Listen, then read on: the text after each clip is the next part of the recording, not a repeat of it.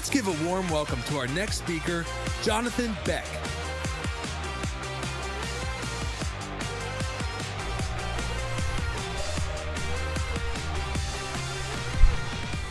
How's it going, guys?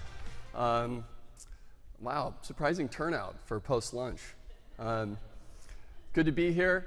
My name's Jonathan. I'm the founder and CEO of WeGive, and I decided to do a quick tip instead of a session with you guys. And kind of the thought process was,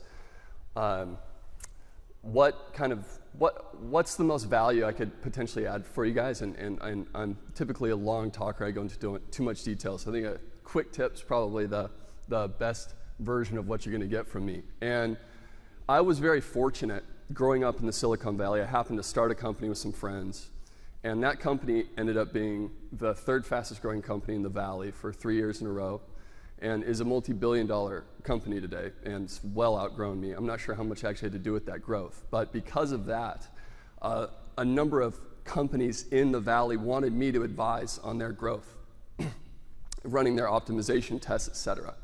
And something I'm noticing is we're using a lot of the same language today in the nonprofit world, and most of the companies I helped failed. Some of the companies were successful, and so the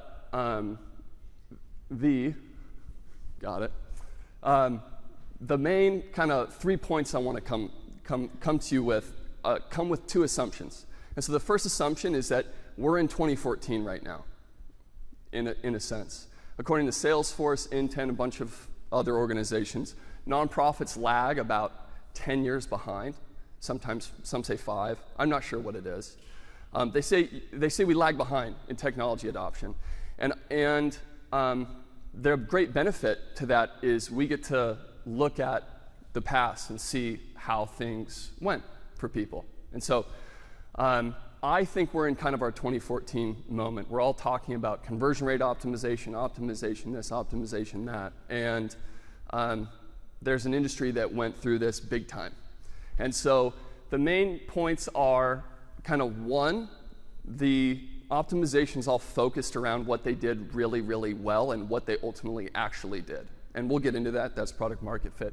And then what the losers did, what they did wrong, and then what the winners did right. So first of all, what is growth? What am I even talking about when I say growth and growth hacking? Well, probably some of us might be familiar with this, but we have marketing. That's what probably most of us are familiar with, but awareness and acquisition, right? But what ended up happening was startups really needed someone that thought about the whole life cycle of the business, of the customer journey, from what were they actually thinking about, what were they actually wanting, their motivations, and then their full experience purchasing and using that product. And then looking at the business holistically, defining KPIs across this, what's called our pirate funnel, awareness, acquisition, and then activation, activating people into being a customer, retaining them, maximizing revenue from them, and engaging them as a referral network, essentially. Defining KPIs across those, and then focusing on one KPI to optimize, and building out a whole testing framework, where we would gather ideas, we'd rank those ideas, we'd outline tests, we'd run a bunch of tests. People would spend, NextAfter does this very, very well, as I'm sure a lot of you know. But that is kind of the growth methodology. And you're probably thinking, that's great, what the heck does this have to do with us? I think this is the second assumption that I want you to consider. I think you guys actually do sell a product, and I think you actually do have customers. I think that the product you sell is meaning. And I think people are purchasing that from you. And so if we're thinking about a customer life cycle of someone that wants more meaning and purpose for their identity in life, how are you delivering that? What's their experience with you? And that brings me to kind of point one, which is the best growth hacks or optimizations, let's use that word instead, all orbited around product market fit. And product market fit, there goes another term that you guys might not be familiar with, but product market fit was essentially The product is what you sell, the market is what they want, and where those fit is product market fit. And for you guys, I'm going to call that mission market fit. But I think the first talk that was much better than this one by Tim, one of the slides was value proposition in the middle, right? This is kind of the same thing, except I'm going to tie this to the best optimizations that I've ever seen. All these companies had I didn't do any work for any of these companies, but I'll give you one example of Dropbox because it's probably the most famous. Dropbox had a sales team, a marketing team, a much larger budget for those than most of us in here can probably imagine, certainly now, but they were really struggling growing the company at a high rate. And what they ended up doing was they made it so that when you shared a file with someone, you got 500 megabytes of storage instead of the other person. Very simple, right? But the marketers weren't thinking of that. The guys running ads and sales weren't thinking of that. Traditional ads and sales, the company probably would have succeeded, but it would have never become kind of the household name that everyone in here knows what Dropbox is. Why? Because someone decided to do a 500 megabyte file sharing piece. That orbits around product market fit because the product is cloud storage. The market wants to collaborate on files. The hack, the optimization, was simply providing file sharing and collaboration and storage ultimately, and that's what catapulted the company. And they have a lot of other examples for all of these. If you want to come talk to me later about the different ones, we can do that. My point that I want to kind of make is I've got a little holy grail on the key points here. I think that you guys are selling meaning to people that want identity, and I think the best hacks this decade in your industry are going to come from communicating that well. Communicating that identity well to people. Hey, you're making a real difference. So that's my point one on the best hacks I think are going to orbit your mission market fit, if you will. Here's a guide. This guide is we took our product market fit guide that we've used I don't do anymore, but used for hundreds of companies and applied it to nonprofits. And so this will give you an idea of maybe some ways to define your mission market fit in your testing. The second point is, what did the losers do wrong? And the answer is they focused on the wrong vectors.